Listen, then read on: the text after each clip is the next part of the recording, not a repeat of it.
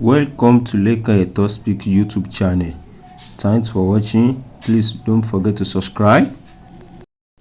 Lovers all over the world, welcome to our YouTube channel. Ẹ káàbọ̀ sí orí YouTube channel wa. Gẹ́gẹ́ bí ẹ ti mọ̀ pé a máa ń fún yín ní update nípa nǹkan tó bá ń ṣẹlẹ̀ throughout the world. Update eléyìí tá tún mú wá nípa ọ̀rọ̀ protest tí wọ́n fẹ́ ṣe, tí ọmọ Nàìjíríà fẹ́ ṣe, òun ni a tún mú wá fún yín. So ẹ farabalẹ̀ kẹ́ wo fídíò yìí. Bàbá Arágbìjí, ọba kábíyèsí ìlú Ìrágbìjí, wọ́n sọ̀rọ̀ nípa protest. Wọ́n sọ ìwà tí àwa Nigerians tá ń wù nípa bí a ṣe ń ṣe business. Wọ́n sọ a lot of things. So wọ́n ní ẹnu àgbà ni òbí tí ń gbó tó ṣe bí òwe. So ẹ gbọ́ àwọn ọ̀rọ̀ tí bàbá Arágbìjí tí wọ́n sọ a lot of ọ̀rọ̀. So nínú àwọn ọ̀rọ̀ tán sọ yìí, àwọn òótọ́, àwọn kókó ọ̀rọ̀ ó wà ń bẹ̀.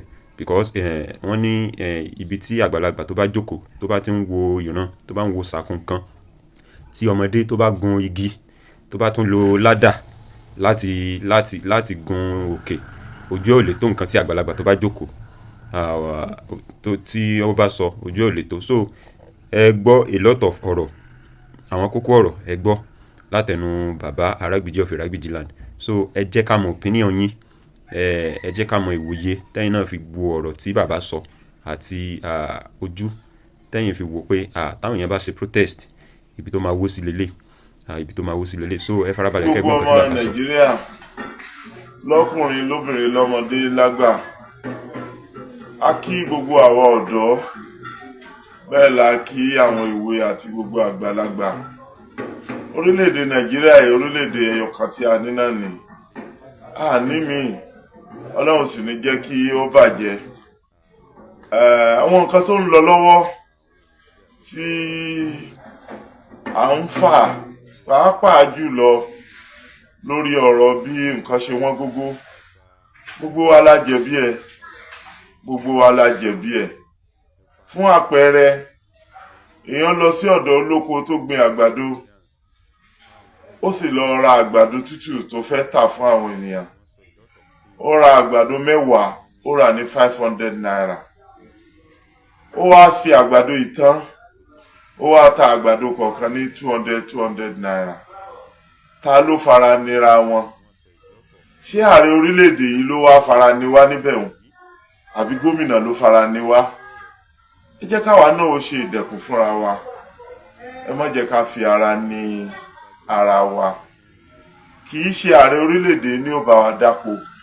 Àsìkò òjò láwa yìí, àwọn ọ̀dọ́ wa ò fẹ́ dáko mọ́, àwọn èèyàn ò fẹ́ ṣiṣẹ́ mọ́. Bẹ́ẹ̀ bá dé ibùdókọ̀ káàkiri, àwọn tí ń sọ wípé àwọn ń tọrọ, àwọn ọ̀dọ́ tí a jẹ́ abarapá tí nǹkankan ò ṣe, wọ́n máa nawọ́ méjì sókè, wọ́n máa dá ọkọ̀ dúró, wọ́n máa fi tipátipá gba owó lọ́wọ́ àwọn èèyàn. Kì í ṣègbésí ayé tá a mọ̀ wá mọ̀ ní. Pàápàá jùlọ àwa káàárọ̀ oòjíire, iṣẹ́ la máa ń ṣe, apálára, iṣẹ́ lẹwà gbogbo Yorùbá. Eléyìí a ti kọ̀ sílẹ̀.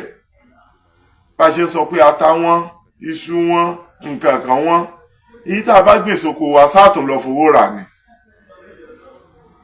Ṣé ààrẹ orílẹ̀-èdè ni ó bá wa lọ gbìn nǹkan sóko wa? Ṣé ó ní ó bá wa dáko? Ṣé ó ní ó bá wa kórè oko wa? Ẹ jẹ́ káwa náà wo gbogbo àyíká ìdá wa, àwọn nǹkan táwa náà bá lè sọ dọ̀rọ̀ tí ó mú kí ìgbésí ayé wa kó rọrùn fún wa. Wọ́n ń pé àwọn kan fẹ́ ṣe ìwọ́de. Kí la fẹ́ ṣe ìwọ́de fún? Mo ti pé gbogbo ọmọ Ìrágbìjí látòkè délẹ̀, ẹnikẹ́ni ò gbọ́dọ̀ ṣe ìwọ́de.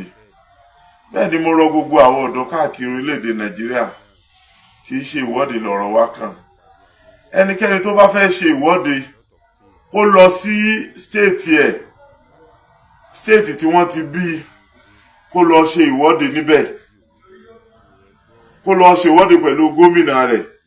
Nítorí pé ojoojúmọ́ là ń rí ìkà àwọn owó ńláńlá tí wọ́n fi ránṣẹ́ sí àwọn stéètì. Ṣé àwọn owó tí wọ́n bá lọ fi ra katakata, tí wọ́n fi ra gbogbo àwọn nǹkan ọ̀gbìn ìgbàlódé tá a bá gbìn, ṣé Nàìjíríà ò ti ní máa yí padà báyìí? Níbo ni wọ́n ń kó àwọn owó yìí sí? Lénìí a rí gómìnà kan òun náà ní gómìnà ìpínlẹ̀ Niger Bago. Òun la rí wípé iṣẹ́ rẹ̀ ó múnádóko dáadáa nípa ètò àgbẹ̀. Tó bá yẹ pé gbogbo àwọn gómìnà wa bá ń ṣe bí gómìnà Niger State ń ṣe yìí, ṣé àmọ́ lọ wá táàjẹ̀ táàmọ́ retí kí wọ́n kó ẹsí bọ́dà síbi tá a bá gbé nǹkan wa fúnra wa àmọ́ jẹ́ fúnra wa là ń fi ara ní ara wa.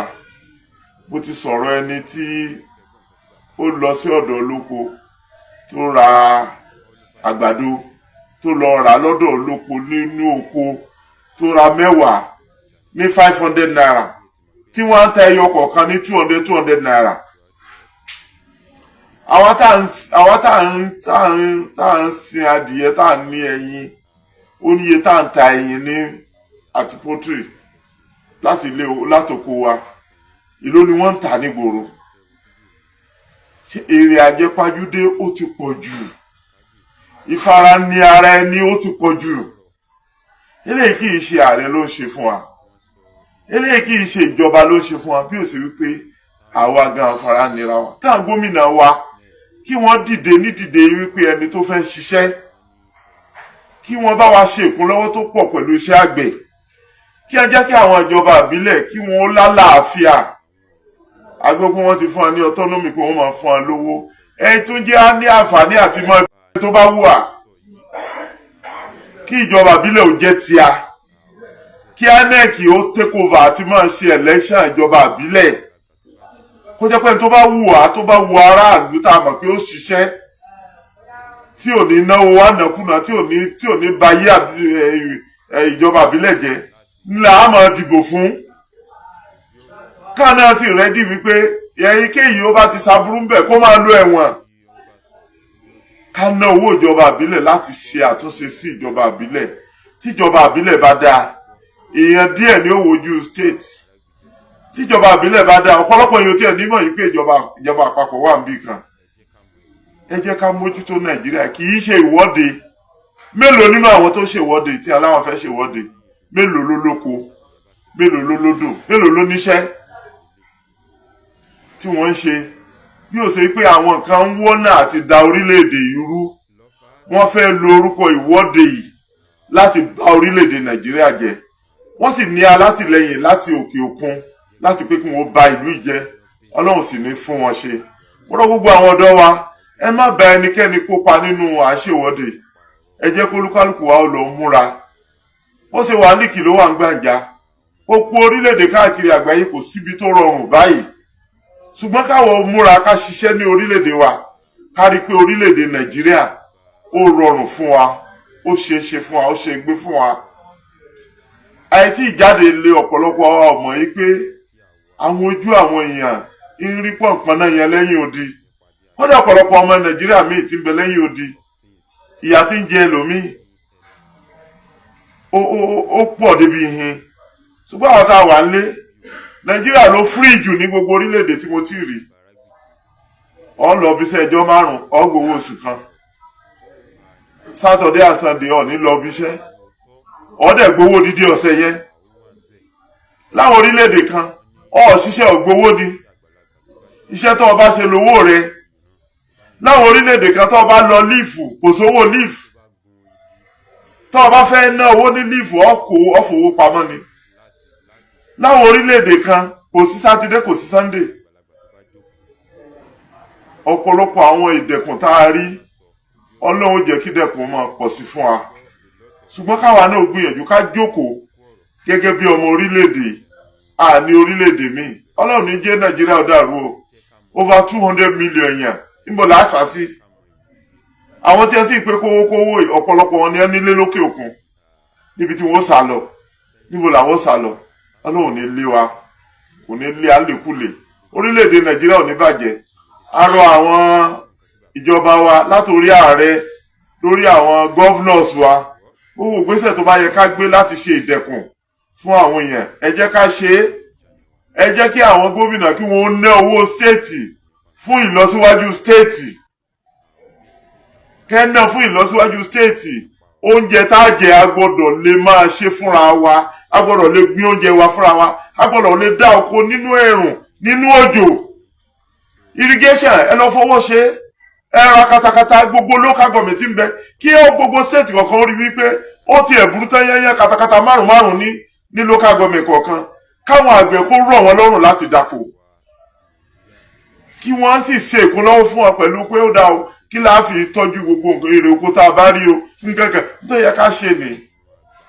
Tá a bá ṣe eléyìí gbogbo nǹkan ó rọlẹ̀ ní Nàìjíríà ó sì rọrùn fún gbogbo wa gbé. Nàìjíríà ò ní nira fún wa, á dára fún wa. Protest ẹ wọ́gilé kó mọ̀ sí ìfẹ̀hónú kankan, ẹ jẹ́ apàdà lé kólúkàkó lọ lé ẹ̀, kólúkàkó lọ bá gómìnà ìpínlẹ̀ rẹ̀ sọ̀rọ̀, kólúkàkó lọ bá alága kánsù ẹ̀ sọ̀rọ̀, kárí wípé owó stéètì wa wọ́n ná dáadáa fún ìdẹ̀kùn àti ìlọsíwájú stéètì olúkálùkù wa, á dára fún wa. Nàìjíríà ò ní bàjẹ́ o. God bless Nigeria. Lovers all over the world, gbogbo wa láti wo fídíò yìí àti gbọ́ nǹkan tí bàbá sọ. Ṣé gbogbo nǹkan tí bàbá sọ yìí ṣé bẹ́ẹ̀ lórí àbí bẹ́ẹ̀ kọ́? Because àwọn ọmọ Nàìjíríà different perspective la fi máa ń wo ọ̀rọ̀ tí ọ̀rọ̀ bá ṣẹlẹ̀. Ẹ̀dẹ̀mọ̀ agbọ́n púpọ̀ ní Nàìjíríà, agbọ́n púpọ̀, so a lot of analysis, a lot of points ni a máa mú jáde tí ọ̀rọ̀ bá ṣẹlẹ̀. So ẹ jẹ́ kí a comment káwọn náà sọ opinion tiwa nípa nǹkan tí bàbá sọ yìí. Ẹ wo irú example tí bàbá mú wá nípa ẹni tó lọ ra àgbàdo lórí olóko. So ẹ̀yin náà ẹ wo ọ̀rọ̀ yẹn, and then ẹ wo our youths of nowadays, ẹ wo bí a ṣe ń ṣe a lè ṣiṣẹ́ mọ́? Mélòó nínú wa ló fẹ́ ṣiṣẹ́? Lẹ́yìn wípé a kàn fẹ́ máa jókòó, a kàn fẹ́ máa gbádùn, a fẹ́ máa náwó, tí ó dẹ̀ yẹ kó rí bẹ́ẹ̀. For example US bọ́ọ̀ ṣe ọ̀jẹ̀ ni tó bá ti ṣiṣẹ́ ọ̀ lè rówó. But ní Nàìjíríà nsìn ẹ wo iye àwọn tí wọn ò ṣiṣẹ́ tó jẹ́ pé wọ́n kàn jókòó kalẹ̀ wọ́n dẹ̀ náwó in one way or the other, bóyá bí kan ṣe fraud or something like that, tí ó dẹ̀ yẹ kó rí bẹ́ẹ̀. Although àwọn Nigeria government wa náà wọ́n encourage wa because if there is job opportunity, gbogbo nǹkan tó ń ṣẹlẹ̀ yìí kò ní rí bẹ́ẹ̀. So àwa ní tìtorí wípé kò sí job opportunity káwa náà wá jókòó ká má lè create job opportunity fúnra wa. So ẹ jẹ́ ká comment ká tún mọ opinion. So ẹ̀yin tẹ́ bá ṣe ń darapọ̀ mọ́ channel, ẹ bá wa likes, ẹ bá wa comment, ẹ bá wa share, and then ẹ bá wa subscribe. So we love you all. Thanks for watching.